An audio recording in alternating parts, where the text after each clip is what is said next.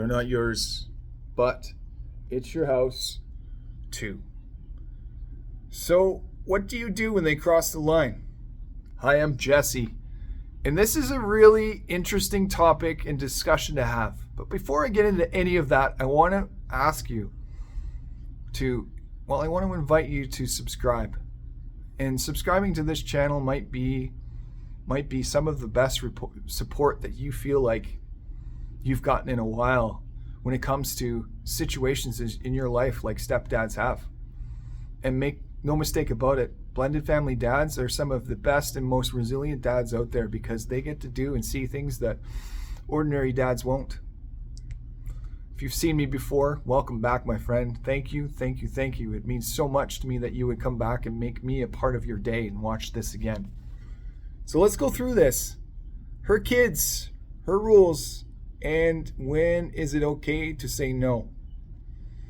You deserve respect in your space. This isn't dictatorship, it's dignity. Sometimes there are things that you realize when in a blended family that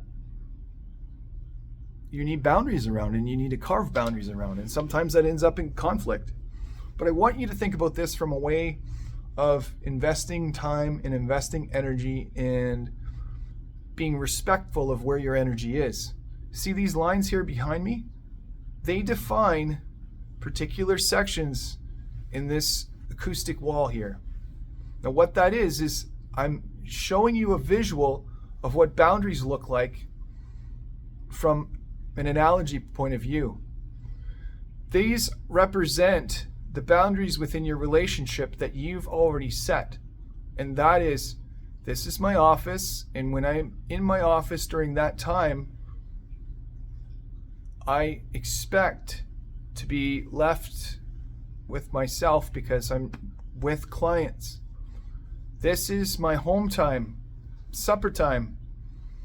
And it gets even more robust because, I don't want you to think that this is I don't want you to think in terms of quantity here. I want you thinking about like boundaries and the energetic boundaries that you set for yourself. This one represents time with my bonus daughter. This one represents a part of my dresser that I have said, hey, you can't go into this, kids, because there are things in there that are precious to me and they're mine and they're sacred.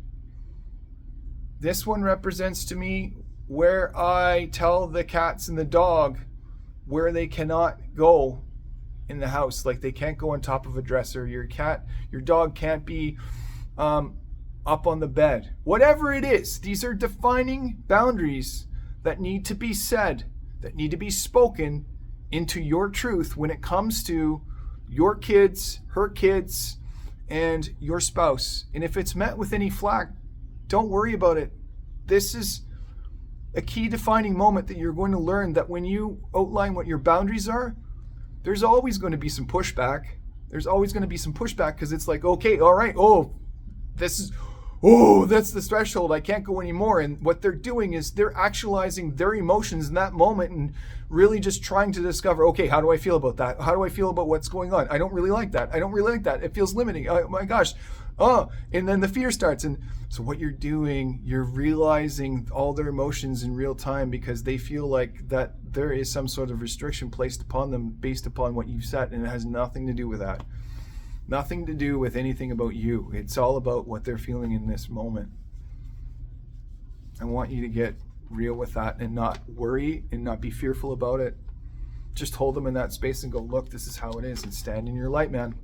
Stand in your light. Look, I really can't have you coming into my office when I'm working with clients. I really can't have the cats come up on my dresser, or they can't be up running around on the kitchen counter. Be firm. Be firm. Be polite. Be calm, but be firm. Eventually, and even right away, respect is earned. Respect grows when you talk about how awesome a unified front is. So a unified front is greater than power struggles. Talk with your wife about these things before you even talk about your kids. Why is that? So that she doesn't get blindsided and that you're not dealing with her emotions. And it's okay to be able to support her when this happens as well, but you're going to be dealing with two big nuances. Your kids, her kids, maybe 3, and her, and your own. So 4. Okay, we found 4 there. But I really want you to think about this.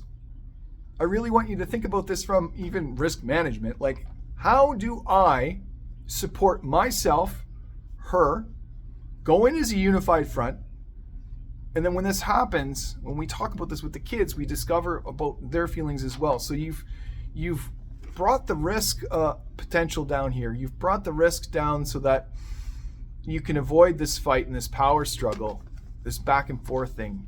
And I'm not saying it won't happen, but I'm saying what you're doing is you're maximizing on your ability to be able to keep calm, control the situation in a way that benefits all parties here. Teach through tone. Teach through tone, not threats. Teach through tone, not threats. Firm doesn't have to mean harsh.